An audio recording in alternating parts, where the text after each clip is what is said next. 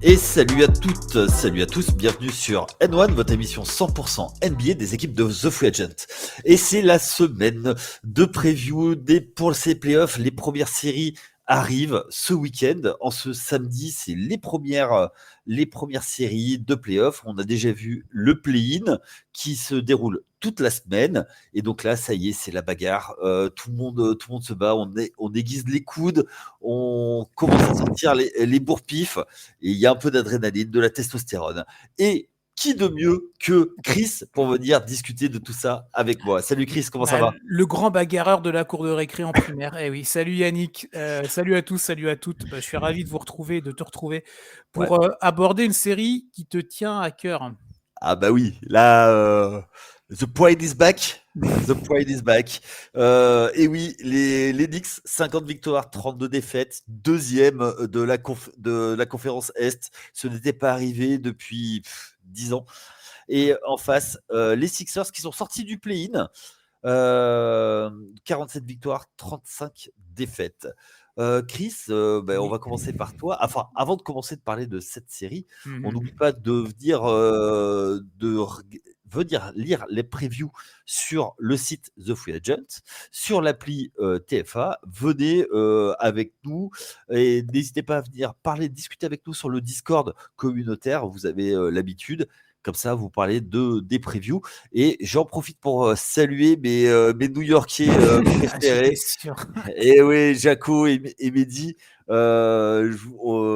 qui sont vraiment des amis de longue date, des amis de galère de Knicks. On a pleuré ensemble, mais maintenant on célèbre. Donc voilà, si vous êtes fan de Philadelphie, venez sur notre Discord s'il vous plaît pour nuancer un peu les New-Yorkais là qui vont nous prendre qui commencent déjà à nous prendre la tête, mais plus on monte vers les playoffs, ils vont nous faire vivre un enfer. Donc s'il vous plaît, rejoignez-nous sur le Discord.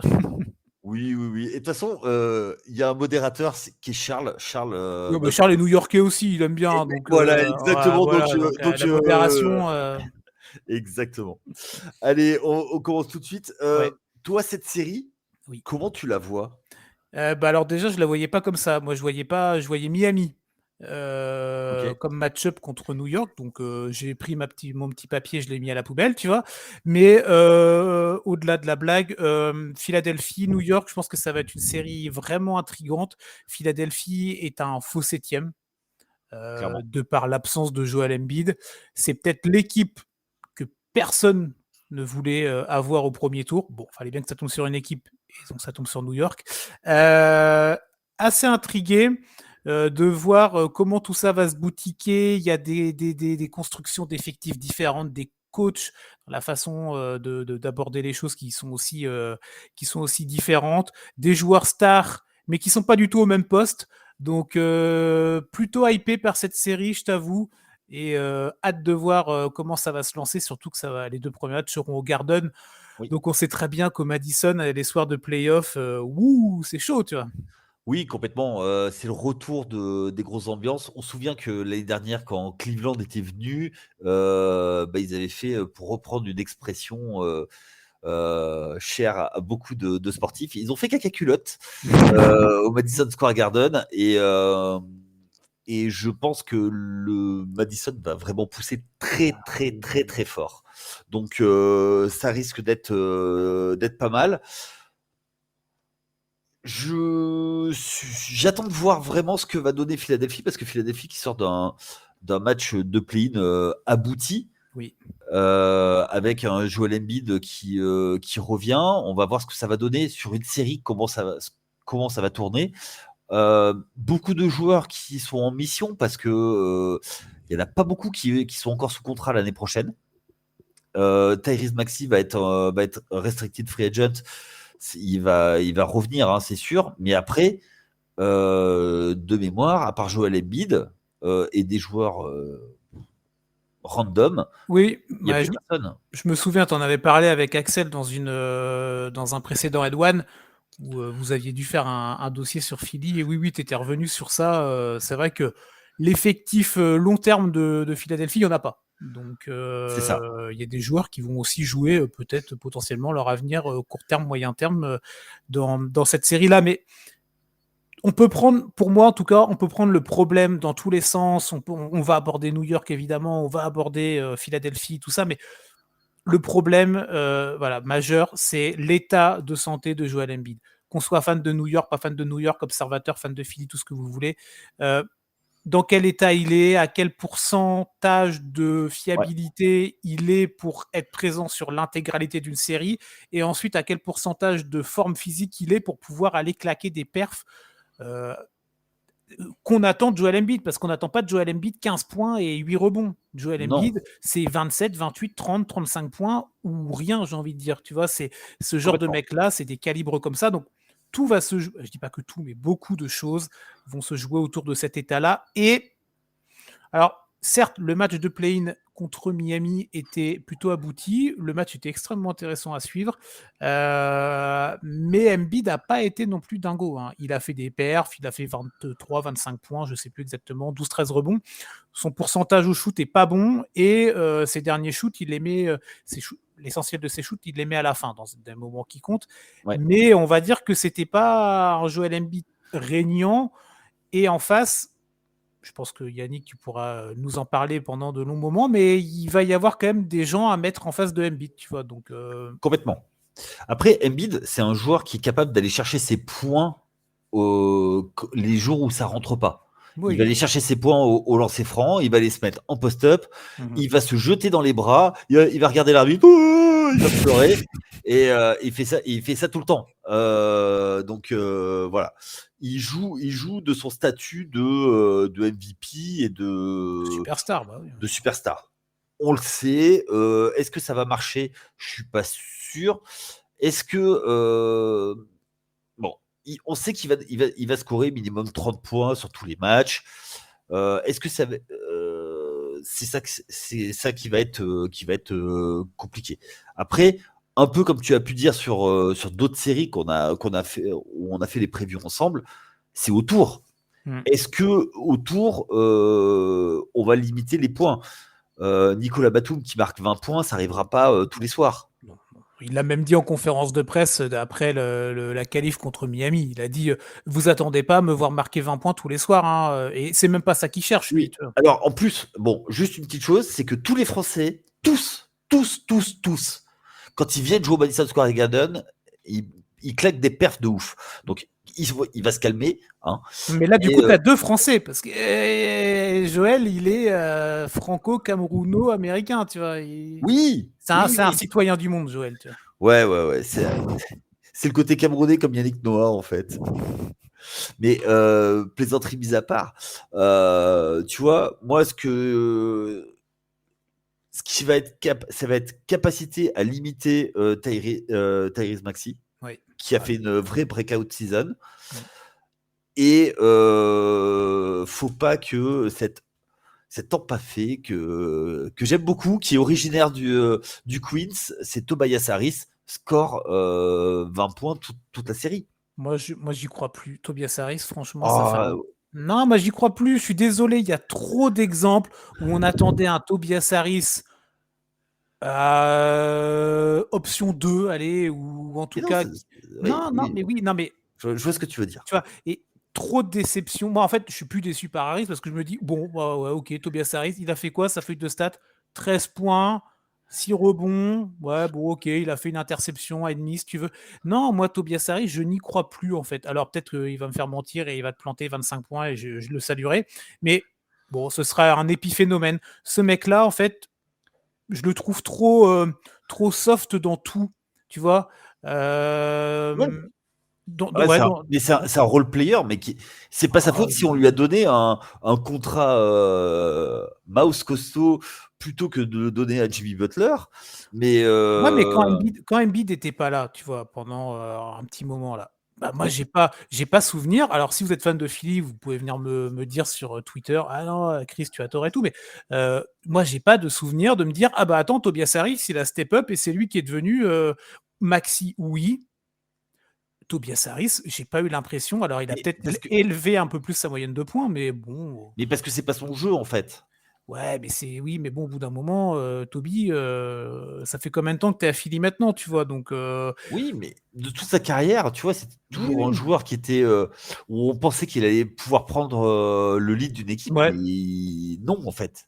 Ouais, ou même sans prendre le lead, d'être le lieutenant, tu sais? Un bon Mais c lieutenant et mais en fait, c'est un bon lieutenant, c'est un waouh! numéro 3. Bon Oui, là oui, là si tu veux, cette oui. année, il marque, que 13 points, mais il a fait des saisons à 17, 17-18 points. Quand ton Mmh mh. le 3e joueur de ton équipe, marque ça Oui, non, mais tu et es content, et c'est sûr. puis c'est un joueur qui bénéficie à plein d'avoir, en poste 4, d'avoir eu Joel Embiid pendant des années qui créait des espaces. Là, maintenant, les joueurs, sur la préparation du match, hop, à l'intérieur, on bloque Tobias Harris. Voilà. OK. Donc, Non, mais voilà, moi je fais partie, voilà, j'ai quitté le bateau depuis fort longtemps, le bateau Harris, tu vois? ouais. Et je le laisse, voguer, je sais pas où, tu vois? Mais, Ouais, ouais, ouais, mais bon, moi je le vois toujours en lieutenant Harris. OK. Comme ça fait. En plus, lieutenant Harris, ça fait une petite dédicace pour ceux qui connaissent Police Academy. Hein. Donc voilà. Très bien. Ok, et puis après, du côté de Philadelphie, moi, il y a quelqu'un qui me fait extrêmement peur, c'est Nick Nurse. Ah, ça, j'espérais qu'on aille vers ça. J'en ai parlé un petit peu tout à l'heure en intro, en parlant des coachs et tout ça. Et c'est vrai Ouais, que autant les dernières années de Philadelphie, on rigolait parce que bah, le coach n'était pas Nick Nurse, hein, c'était un certain Doc qui est ouais, maintenant à Milwaukee. On vous laissera aller écouter la preview des Pacers contre les Bucks, où on en a un petit peu parlé également. Mais ouais, ouais, Nick Nurse, bah, coach référencé, coach champion avec Toronto c'est pour sa ça. première vraie expérience de coaching au très très haut niveau, tu vois, en NBA en tout Oui, cas. Là, il a pris une équipe de Philly, il a dû faire sans Embiid. Il a montré des belles choses. On sait que c'est un coach qui sait très clairement s'ajuster dans des séries, quelle que soit l'adversité. Il l'avait montré en particulier contre Philadelphie à l'époque de Toronto. Euh, voilà, moi je pense que à l'époque, quand on voyait les Sixers en playoff, on se dit bon, de toute façon, ils iront pas plus loin parce que tu n'auras pas les ajustements du coaching, tu vois. Et ben, moi, je trouve que ce handicap-là, ils l'ont gommé. ok, ok, Alors ok. attends, après, faut voir maintenant sur pièce, tu vois. Il va falloir observer, juger. Mais là, comme ça, sur le papier, je me dis, cette interrogation-là, elle est supprimée. Maintenant, il y en aura d'autres, la santé d'Embiid, etc., etc. Mais sur le questionnement, je suis quasiment même sûr que oui, Nick Nurse a prévu des plans tactiques, offensifs, défensifs, avec Embiid sur le terrain et sans Joel Embiid sur le terrain. Parce que ce mec-là est un coach qui a quand même, voilà, il en a dans la tête et il sait que Oui. il doit pallier à toute possibilité, tu vois. Ah, mais complètement. Je pense que c'est ça. Et des équations, il en a à résoudre. Ouais, oui, oui, bah, déjà, alors je sais pas, tu veux commencer par laquelle? Par un certain Jalen, peut-être? Pour moi, je pense que c'est une des équations effectivement à résoudre. C'est comment limiter Jalen Brunson. Alors donc effectivement, il y a Tyrese Maxey, mais ça va pas suffire. Non. Ah non, non, clairement pas. Euh, et alors c'est le joueur du mois de mars et puis joueur de la dernière semaine Mm. de saison régulière. Il a pris une vraie dimension dans le leadership de l'équipe. Alors moi, des fois, ça arrive quand même à me faire un petit peu criser parce que des fois, sa sélection de shoot fait que j'aimerais qu'il soit un peu plus playmaker. Mais c'est à la marge. Mais Jalen Brunson, c'est vraiment la grosse pioche du côté de New Oh. York. Ah bah oui, oui, oui. Je pense vraiment que bah, toi qui es admirateur numéro un de New York, en tout cas dans l'équipe TFA, allez, un bis avec Charles. Alors non, Charles est le bis parce que C'est le moi, bis. moi, je les supporte depuis 1994 et Charles, il était à peine né, Bon, voilà, non, voire pas du tout. c'était mon côté faillot, tu sais, je voulais Oui, pas. ben, je sais bien. Ouais, on attend l'augmentation. Mais non, mais quand Brunson est arrivé du côté de Dallas, est-ce que toi, clairement, tu envisageais d'avoir un mec, ça fait quoi maintenant? Ça fait quoi, 2 ans, 2 saisons Ouais, qu'il est c'est la là? deuxième Ouais, saison là. 2e. Est-ce que tu t'attendais à avoir un gars, option numéro 1 de ton équipe et bah, franchement, pardon, mais Brunson, tu peux l'inclure dans une conversation de trophées individuels qui commencent par un M et qui terminent par un P, tu peux l'intégrer dans une discussion, tu vois. Alors honnêtement, quand il est arrivé, moi je pensais que c'était un fort joueur. Mm. Il venait pour avoir un vrai poste de titulaire parce qu'il l'aurait pas eu du côté de Dallas. Mm. Moi je pensais que c'était. Je pensais pas qu'il le serait aussi fort. À ce point-là, c'est quand même Ouais. incroyable. Et l'an passé, il m'a déjà donné du rêve. Et cette année, c'est vraiment l'année de la confirmation parce que faire une année en NBA, tu tombes dans un bon contexte. Ouais. C'est la confirmation derrière. Ouais. Et puis déjà, il y a eu une progression constante depuis le début de sa carrière. C'est sa 6e saison. C'est énorme ce qu'il fait. Et surtout, moi, la différence que je vois, c'est par rapport à, comment dire, alors, ok, il y a ces potes de fac qui sont arrivés petit à petit, Josh Hart et DiVincenzo, mais ça rejaillit sur toute l'équipe. Et Oui, ça, en fait, il y a une sérénité et ça joue avec le sourire tout le temps, quoi. Et même au tout début où il était là. Bon, Léon Rose, donc le président qui est un ancien agent, a fait venir petit à petit, a construit une équipe, d'abord avec Julius Randle, ensuite a monté une équipe et a fait venir l'accélération, ça a été vraiment l'arrivée de Jalen Brunson. Et il y a eu trois autres accélérations, je trouve. C'est vraiment l'arrivée de Josh Hart l'an passé, qui a créé un boost. Alors, ok, c'était un joueur de banc, mais qui, par la force des choses, aujourd'hui arrive dans le 5. Mais c'est un joueur qui fait tellement tout, est tellement intelligent. Alors, des fois comment dire, le sang n'est pas toujours irrigué jusqu'au cerveau. Hein. Il y a il va faire deux, trois âneries, 2-3 dingueries, mais c'est pas grave, ça fait partie du jeu.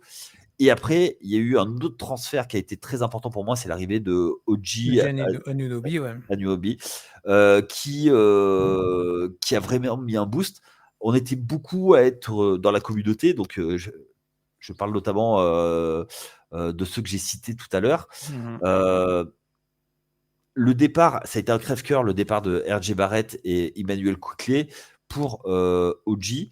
Mais il nous a conquis tout de suite. 20 victoires sur les 23 matchs, 20 victoires, 3 défaites. Le plus gros plus-minus, toute la NBA confondue, depuis qu'il est arrivé. On s'incline. Et du coup, ça donnait une profondeur à l'équipe qu'il n'y avait pas. Avec le côté hyper défensif qui est revenu et qui colle complètement à l'identité du Garden. Oui, c'est l'ADN, tu vois, même du coach de Thibodeau. Et Anunoby, pour moi, on est un très beau symbole. C'est typiquement le genre de joueur qui allait fitter, tu vois, dans cette organisation-là. Oui, et puis vaillant, et tous se jettent sur tous les ballons. Et dans une ville dont le cœur bat l'été sur les Yankees et l'hiver sur les Knicks, voilà, ça colle complètement à la ville en fait. Non, mais oui, c'est clair que l'équipe des Knicks, c'est vraiment des chiens au sens positif, tu vois. Il y a un os, ils vont aller l'attraper, courir après, le ronger jusqu'à la moelle, tu vois. Et toi, quand tu es l'adversaire derrière, bah, il faut que tu aies cette capacité à encaisser en fait autant de pression permanente pendant 48 minutes, voire plus en prolongation. Et là, en plus, sur une série d'au minimum 4 matchs, dans des matchs rapprochés. Donc, on parlait de l'attaque de Brunson. Brunson, il ne laisse pas sa part au chien en défense. Ah non, non. Il défend fort. Il est petit, mais très fort au sol. C'est ça. Et puis, tu mets OG Anunoby ou Josh Hart sur les ailes. DiVincenzo, qui est un super free-and-D, qui a battu le record de 3 points marqués sur une saison par un joueur des Knicks. Voilà, c'est fort. Et on n'a même pas parlé des deux intérieurs, enfin des deux pivots qui ont switché de rôle parce que Mitchell Robinson a été blessé une grosse partie de la saison et va revenir. Il commence Et il a été joué un petit peu, et à mon avis, pour les playoffs, il reviendra, il aura un peu plus de temps de jeu. Et Isaiah Hartenstein, qui est une révélation cette année. Les deux laissent tout sur le terrain pour les autres. Alors, c'est pas des génies en attaque, mais c'est. Ouais, on peut pas leur enlever cette volonté, comme tu dis, de vouloir tous les soirs aller au mastic et tous les soirs C'est et ça. bah, donner. T'as peut-être pas tout le talent que peuvent avoir d'autres joueurs NBA, mais par contre, tu as cette envie, tu as cette fougue et tu as cette hargne permanente de laisser ton corps sur le parquet, tu vois. Ouais, ils ont un petit peu cet esprit grit and grind qu'avait Memphis à l'époque, quoi, Memphis, tu ouais. vois. Tu vois, c'est un peu, alors un peu moins talentueux parce que, mais Ouais. Dans l'esprit en tout cas. ouais, dans l'esprit. Et je trouve que ça colle complètement à la ville. Et je trouve que cette série va être intéressante parce que c'est c'est un vrai test. Le premier tour va être un vrai test. C'est-à-dire que si ils arrivent à vraiment marcher sur Philadelphie, ils montrent à l'ensemble de la ligue, parce qu'il y a beaucoup de, j'entends des choses où il y a beaucoup de gens qui sont dubitatifs, euh, que notamment ils auraient dû faire exprès de perdre contre Chicago Ouais. pour éviter. Voilà, mais ils sont allés la chercher parce que ça représente quelque chose d'être deuxième, et, euh, et jouer Philadelphie, un rival de division, les sortir, c'est important, quoi. Ouais, et même au-delà de ça, tu as raison. Ils finissent deuxième avec ce bilan de 50 victoires qu'ils n'avaient pas fait depuis l'époque Melo, 2012-2013, si je dis pas de bêtises, tu en as parlé tout à l'heure. Mais c'est vrai qu'il y a pu avoir des doutes parce que regarde, quand tu regardes, alors après, chaque saison, il y a des déceptions, il y a des surprises. Mais c'est vrai qu'on pouvait s'attendre à avoir un Milwaukee mieux que ce qu'on a pu voir. Ils finissent troisième. Philadelphie, on en a parlé comme un faux septième, mais il faut se souvenir que Philadelphie, en début de saison, avec Joel Embiid, ils n'étaient pas septième, hein. Ouais. C'était clairement avantage du terrain, top 3 à l'Est. Donc, il y a aussi de ceux qui disent oui, mais bon, New York a su profiter des absences et des errements de telle ou telle équipe. Soit, mais il faut aller les prendre, les 50 victoires, tu vois. C'est ça, ouais. Donc, Complètement. donc moi, je pense que oui, t'es New York, t'as envie de dire, bah attendez les gars, on est deuxième, on a l'avantage du terrain, on a le public derrière nous, on a un système de jeu, on a une construction qui est la nôtre, qui est propre à nous. On n'ira peut-être pas au bout avec, mais en tout cas, c'est comme ça qu'on va jouer. Et il faut qu'on montre que oui, on n'est pas une anomalie et que le premier tour, on doit le passer et se dire, OK, les choses sérieuses, pour nous, elles démarrent au minimum en demi-finale de conférence. Et je dis bien au minimum. Oui, oui, oui. Après, c'est ça va être aussi l'état de fatigue, tout ça qui va. Comment tu sors du premier tour? Ouais, bien sûr, mais Je pense que c'est ça. On parlera de notre prono. ouais. Je pense que ils ont les cartes en main aujourd'hui. Ils ont la longueur d'effectif, parce qu'on n'a même pas parlé du fait que tu as ramené Bogdanovic. Oui, qui peut te servir, hein. Qui peut Alors, être ok, planté des points, là. il a un problème au poignet gauche, visiblement. Il va se faire opérer après la saison. Mais voilà, ça te ramène de la profondeur. Tu as McBride Ouais, qui est ça, une bonne révélation. magnifique. Super Oui, joueur, ça. un joueur tu vois, qui était sur la sellette, et en fait, tu envoies Quentin Grimes. Finalement, c'est lui c'est Grimes qui s'en va, McBride sort. Voilà. T'as DiVincenzo aussi qui t'apporte des trucs, là, Oui, il mais peut être planté des points. Il a quoi? Il a 15 points de moyenne cette saison. C'est pas neutre, hein. ah bah non, et puis ça t'amène une dimension extérieure de shoot dont tu avais besoin. Et il l'amène en défense aussi. Donc, si tu veux, c'est enfin, c'est une équipe qui est vraiment complète. Alors, il manque. Il manque Randle déjà, de base, faut Ouais, comme le rappeler. c'est ça. Et sans Randle, ça va être. Il va peut-être manquer, tu vois, ton joueur qui va être capable de débloquer des choses, quoi. Ouais, il suffit que comment il s'appelle, Bronson soit limité ou qu'il soit pas dans un gros square d'adresse ou de scoring. Bah, c'est Exactement. vrai que voilà, tu aurais été content d'avoir Randle qui derrière aurait pu aller planter sa vingtaine de points et t'assurer. Parce que c'est sûr qu'il faut pas s'attendre à avoir des 140 à 130 hein, dans cette série, hein. Ben, j'ai vu passer une statistique. Philadelphie, en moyenne, marque 122 points, Ouais. 122 points par match. Hmm.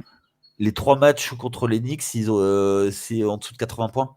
Bah, il n'y a pas eu. Non, c'est pas un New York-Philadelphie où il y a eu un des pires scoring de l'histoire depuis 15 ou 20 ans, là. C'est ça. Ouais, c'est ça. Pendant 3 matchs, donc 2 matchs contre Philadelphie, Voilà, c'est ça. en dessous de 80 points. Voilà. Donc bon, la vérité se situe sûrement entre les deux. Hein, Non, ce mais sera- complètement. C'est ça. Complètement. Mais c'est juste pour le dire. C'est clair. Et puis, il y a eu aussi juste une petite chose. C'est Precious Ouais, tu vois, ouais. Achiuwa qui fait un très bon intérim en l'absence de Julius Randle. Non, Et non, mais oui. donc, si tu veux, il peut pianoter notre ami Thibodeau. Alors, Oui. il va réduire la rotation. Ouais. C'est déjà qu'à la base, elles sont pas très très grandes chez lui, mais il est réduit au maximum. Et à mon avis, il va y avoir des choses à faire. Et bon, après, on sait que c'est pas le plus grand pour faire les ajustements tactiques, mais quand il a l'ascendant sur un match, sur une série, Ouais. il le tient en général. Mais ouais, c'est vrai que cette confrontation de façon de coacher entre Nurse et Thibodeau va vraiment être intéressante à suivre, même si c'est moins visuel que, en tout cas, je veux dire, l'attitude des coachs que des joueurs, tu vois. Ouais. Mais les petits ajustements, la prise de temps mort et tiens, quel va être le premier jeu que tu vas faire en sortie de temps mort, tu vois? Qu'est-ce que tu vas proposer? Qu'est-ce que tu vas vouloir créer comme nouvelle dynamique? Vraiment intéressant à suivre et non, il y a pas mal de choses à voir dans cette match-up en tout cas, c'est clair. Ah ouais, c'est clair. Et je pense que ça peut vite partir comme ça peut rester, ça peut durer longtemps. Ouais, je suis d'accord. Bah, c'est peut-être le moment de se donner de faire un petit verdict. Qu'est-ce que tu en penses? Vas-y, vas-y. Bah oui, évidemment, tu vas garder le dernier prono pour toi. Oui. Alors, comme je l'ai dit tout à l'heure en introduction, j'étais parti sur Miami, moi, Ouais. victorieux du match-up contre Philadelphie. Je voyais New York passer contre Miami. Tu vois, j'ai dû mettre 4-2 et je vais garder le même pronostic. Qualification des New York Knicks pour les demi-finales de conférence et je vois un 4-2 New York. Je l'ai dit tout à l'heure rapidement. Pour moi, la demi-finale de conférence doit être le minimum pour New York, mais vraiment le minimum. Je les Ok. vois. Franchement, s'ils vont pas en finale de conf, je suis pas autant observateur que toi des Knicks, tu vois, mais je me dirais, bah non, en fait, c'est dommage. Tu avais vraiment un coup à faire parce que, pardon, le deuxième tour, ce serait contre le vainqueur de Milwaukee-Indiana. Ouais. On vous laisse aller écouter les previews concernant Milwaukee-Indiana. Il y a un coup à faire. Oui. Il y a Oui, un oui, vrai oui. coup à faire. Alors, moi, j'ai envie de dire, le coup à faire, il est pour les deux équipes Oui, bien sûr. parce que Philadelphie, tu l'as dit, est un faux numéro 7. Tout va dépendre de la santé de Joel Embiid. Ah bah ça, clairement. Et Moi, je mets un 4-2. Attends, pardon. Moi, je mets un 4-2 avec un Embiid qui est là, hein, tu vois, et un ouais. Embiid qui joue, et un Embiid, peut-être pas un Embiid du niveau MVP, mais un Embiid présent qui va jouer, tu vois. Alors, Ouais. et je mets quand même New York. Moi, Allez, par le cœur, je mets un 4-1. 4-1. ah, 4-1, 4-1 pour les Knicks, ok. Ok. Mais je pense qu'il y a plus de chances pour que ça aille en 7 que en 5. Mais... Oh là là, en 7, t'imagines le dernier match au Garden. Ah, mais là, Mais, oh là là, mais. je pense que c'est ambiance de foot dans le stade, quoi, hein. C'est limite, il y a des fumigènes qui Ouais, vont c'est ça, craquer. il y a les tifos et tout Il ça, y a, tu vois. il y a Spike Lee qui attend avec des battes de baseball, quoi. Ah, 4-1, par contre, ok. 4-1, ça pique un peu quand même, hein, parce que pour un faux septième, mais ça montrerait que New York, du coup, rigole pas et assume Ouais. clairement sa place de numéro 2. Hein. Oui, oui, complètement, complètement. Et non, c'est ce que j'aimerais, mais Ok.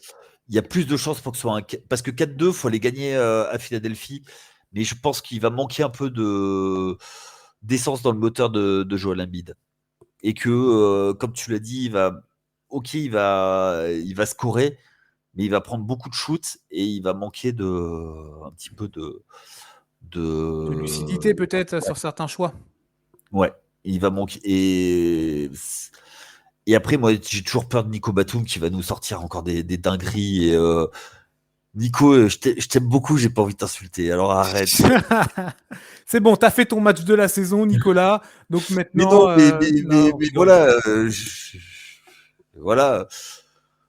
Même déjà quand t'étais au Mans, je t'aimais bien. Me fais pas ça pour ta dernière saison. Finis au Madison Square Garden. Voilà, 4 ans, c'est bien. Tu finis ta carrière au Madison Square Garden, ta carrière NBA, parce que il faut que tu gagnes une médaille olympique. Il reste Lille et Paris derrière, attention. Ouais, exactement. Donc voilà. S'il te plaît, écoute-moi.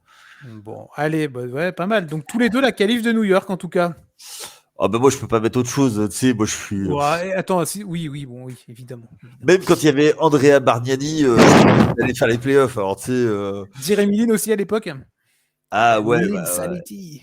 Ah ouais, mais c'était encore plus loin ça. Ah bah oui. Et ça a remis New York sur la carte. Hein. Oui, ça a eu ce mérite là, c'est vrai. Et oui. C'est vrai. Bon, bah voilà, bah c'est pas mal. Exactement. Bon, mais Chris, merci pour cette preview, d'avoir dit du bien des Knicks. Merci. Non, mais j'avais vraiment envie, on en a fait plusieurs ensemble là, et j'avais vraiment envie de faire celle de New York avec toi pour entendre voilà tout ce que tu avais à dire sur New York. Et c'est vrai que non, moi j'y crois, cette équipe des Knicks. J'espère vraiment ne pas être déçu parce que ça pourrait aussi être très new-yorkais. Hein. J'ai vraiment envie de les. Franchement, j'aimerais beaucoup un New York-Boston en finale de conf. On n'y est pas. Ça serait quand même. Dans les deux Garden, tu vois, t'imagines? Bon, bref, on n'y est pas, mais non, voilà. Non, en tout cas, c'était très sympa d'avoir fait cette preview avec toi, Yannick. Et Ouais. merci à vous surtout de nous avoir écoutés. Et voilà, on a hâte que ça démarre. Ouais, eh ben écoutez, n'hésitez pas à venir discuter avec nous sur notre Discord communautaire. N'hésitez pas. Dites-nous sur les réseaux sociaux quel quel score vous voyez. Et d'ici là, écoutez, on se retrouve très vite pour les previews, pour d'autres previews, puisqu'il nous en reste quelques-unes. Et on vous souhaite de passer une bonne journée si vous nous écoutez en journée et une bonne soirée si vous nous écoutez en soirée. Allez, ciao, bye!